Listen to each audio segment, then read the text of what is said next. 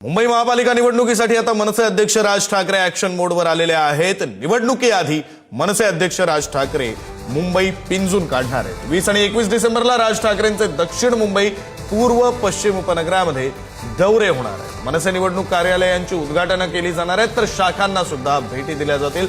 निवडणुकीआधी मनसे कार्यकर्त्यांमध्ये उत्साह वाढवण्यासाठी हे दौरे केले जाणार आहेत। राज ठाकरे 2 दिवसात मुंबईत कसे दौरे करणार आहेत, आपण ग्राफिक्सच्या माध्यमातून तेही समजून घेऊया। राज ठाकरे अख्खी मुंबई पिंजून काढणार आहेत।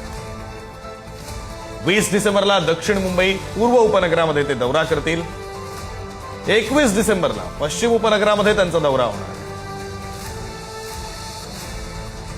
अमराठी मतदार असणाऱ्या मतदारसंघांवर मनसेचं विशेष लक्ष असणार आहे। मनसेची निवडणूक कार्यालय शाखांना भेटी दिल्या जातील। जोगेश्वरी, गोरेगाव, मालाड, दहिसरमधील शाखांना भेटी दिल्या जाणार आहेत। बोरिवली, मागाठाणे, कांदिवली, दिंडोशीवरही राज ठाकरेंचं लक्ष असणार आहे। निवडणुकीपूर्वी कार्यकर्त्यांमध्ये उत्साह वाढवण्यासाठी या दौऱ्यांचं आयोजन करण्यात आलं।